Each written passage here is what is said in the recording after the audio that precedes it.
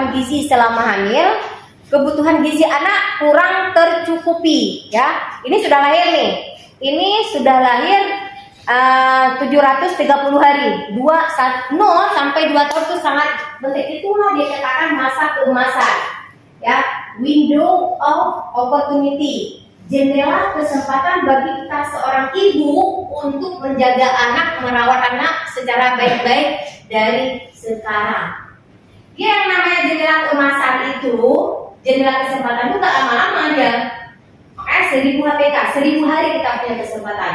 Setelah itu punya kesempatan bukan nggak punya, tapi sudah susah merubah perkembangan kognitifnya semuanya. Itu sudah mulai terbentuk dari dia dalam kandungan kita sampai dia lahir. Makanya kalau terjadi mual muntah trimester pertama wajar, tetapi jangan dibiarkan. Kalau dibiarkan itu sangat disayangkan, yang nggak boleh. Kita harus betul-betul kita jaga baik-baik. Karena kenapa? Trimester pertama itu waspada, ya, jangan sampai terjadi keguguran. Trimester kedua harus waspada, jangan sampai terjadi lahir prematur. Trimester ketiga harus waspada, jangan sampai terjadi preeklamsi, ya kan, disertai darah tinggi, DM yang tinggi. Itu kita kan ada bakat nih. Nah, makanya dari sekarang jaga baik-baik, jangan sampai itu terjadi di diri kita. Ingat itu baik-baik. Makanya saya katakan baik-baik, perlu buku kesehatan ibu dan anak. Pertama, trimester pertama 2 kali pemeriksaan minimal tuh.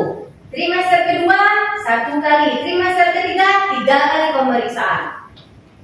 Kita harus waspada, harus tahu. Trimester pertama sebelum tahu hamil langsung segera periksa, jangan sepelekan. Berapa HB-nya, berapa tensinya, ya? Jangan pernah kita abaikan. Karena kenapa? Itu sangat penting bagi kita semua, ibu kalau nanti hamil. Kita nggak sendiri lagi. Nah, apa dampak itu semua? Kalau jangka pendek terganggu perkembangan otak anak. Anak tidak sanggup dia melakukan sesuatu hal. Seharusnya anak kita 0 sekian 6 bulan itu sudah bisa dia efek atau 2 bulan 3 bulan. Tapi dia nggak melihat kita, nggak melirik kita. Dia cukup dengan pandangannya sendiri. Punya kan ada kontras warna. Seharusnya dia melihat terangsang dengan warna itu, tapi enggak anak kita. Itu harus waspada. Ada apa? Jangan keenakan, kan nggak apa-apa anak saya seperti itu ya, itu nggak boleh, ya. Lihat baik-baik. Jangan pernah kita sepelekan, menyesal kita nggak ada guna, ya, nggak ada guna kalau penyesalan itu. Kemudian kecerdasan berkurang. Anak orang 1 tambah 1 berapa? 2. Anak kita 1 tambah 1. 1 tambah 1 lambat, betul nggak? Anak orang 1 tambah 1 2. Anak kita 1 2. Itu salah 1 lambat. Gangguan pertumbuhan fisik, seharusnya anak 6 bulan sudah berat badan sekian, ya, 6, 7 atau berapa. Ini enggak, dia masih 3 aja, masih 4 aja. Itu ada apa? Harus peduli, nggak boleh. Makanya ASI yang terbaik buat anak kita, bukan susu. Kalau sudah didukung oleh dengan masalah yang lain itu lain ceritanya. Yang penting ASI dulu, ya. Nah, kemudian gangguan metabolisme dalam tubuh anak kita. Kalau anak kita bermasalah sudah lahir, ibunya tidak diambil nih. Ada masalah apa? Sekarang jangan nanti kita senang, anak kita nggak menangis, senang, kita bahagia nggak anak nangis. Ada apa? Anak yang menangis itu pintar sebenarnya. Kalau dia lahir menangis kita berharap, kan? Betul nggak? Menangis kita berharap. Karena itu cerdas, pintar anak yang nggak ada masalah dia, langsung segera menangis. Menangis nggak? Kata dokter, enggak dokter. Waspada, ada apa? Kalau misalnya anak nggak nangis, ada apa dia? Ya. Nah, kemudian dampak dalam jangka panjang, menurunnya kemampuan kognitif dan prestasi belajar, menurunnya kekebalan tubuh sehingga mudah terpapar penyakit. Makanya saya bilang dari tadi, itu perlu oleh perempuan, persiapan dari awal, ya kan? Persiapan dari awal supaya kita sehat, kuat menghadapi tantangan hidup ini yang bermacam ragam masalah ke depannya. Kita nggak tahu. Tuh, ya. Kemudian meningkatnya resiko memiliki penyakit diabetes, obes, ya kan, jantung, pembuluh darah, kanker, semua itu bisa. Kalian saya ingatkan lagi, kalau ada pemeriksaan di desa kalian, PTM, tahu PTM? Ada pemeriksaan penyakit tidak menular, gula darah, kolesterol, asam urat, itu periksa di kampung, itu kan gratis. Pernah pergi nggak? Gratis tuh. Bagus tuh, semua terdeteksi dari awal. Screening awal itu penting sekali ya. Jadi jangan kita sepelekan.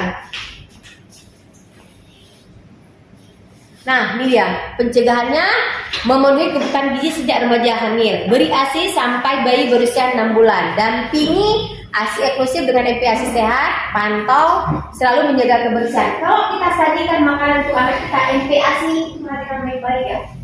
Perhatikan baik-baik, bisa sayurnya, apa itu dijaga baik-baik.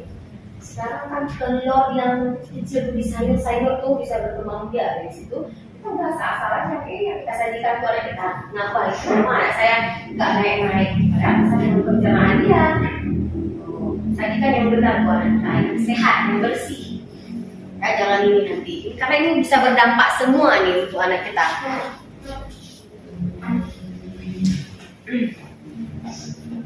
Nah, ini dia bisa dikatakan 80% pembentukan otak terjadi 2 tahun pertama. Kalau ini nggak kita jaga baik-baik, kapan lagi kesempatan kita? Setuju nggak? Bapak-bapak setuju nggak? Setuju. 2 tahun pertama itu tidak jaga baik-baik anak kita. Kasih ASI. Jangan pernah menyerah, ya. Yakinkan diri kalian dulu. Yakin, nggak usah orang lain. Saya harus yakin memberikan ASI. Nggak ada, dan 3 hari ketika pasti ada. Disertai lagi kan dengan berusaha memohon sama pasti ada. Kalau sebelum pertama jangan dibuang, ya. Dibersihkan, kebersihan diri untuk hamil itu perlu. Nyurinnya mungkin itu enggak kebiasaan. Apa namanya lagi? Malas mandi. Itu akibat bahaya stunting, anak kurang cerdas. Ya, nampak kan? Bagaimana anak cerdas, bagaimana anak kurang cerdas. Nah, kadang kita nggak mau anak kita kurang cerdas, itu enggak. Kamu kita dipanggil lagi dia anak kita, marah kita, ya kan? Tapi sekarang sudah muncul itu akibat dari ketidakpedulian si ibu saat hamil. Makanya lahir anak bermacam-macam, labioskisis, labioparatoskisis, ya bibir sumbing, ya kan? Kemudian juga masalah lain, kurang lentak tangan, kurang lentak kaki. Makanya di saat kami bidan orang lahir itu bisa semua kan sama ini. Kalau ada masalah sembunyikan dulu sebentar. Jangan kita kasih tahu ke ibunya. Bisa perdarahan, shock ibunya, betul tak? Makanya harus siap semua kita dari sekarang. Jangan muncul di penyesalan. Bukan nanti keluarga asal udah kawin udah dapat lagi, ya udah kita perempuan.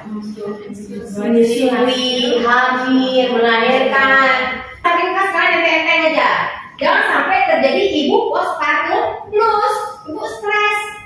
Masih mikir mana nanti aku bayaku, kayak mana aku belum siapin sarapan untuk ini, baju menumpuk, itu akan alami nanti.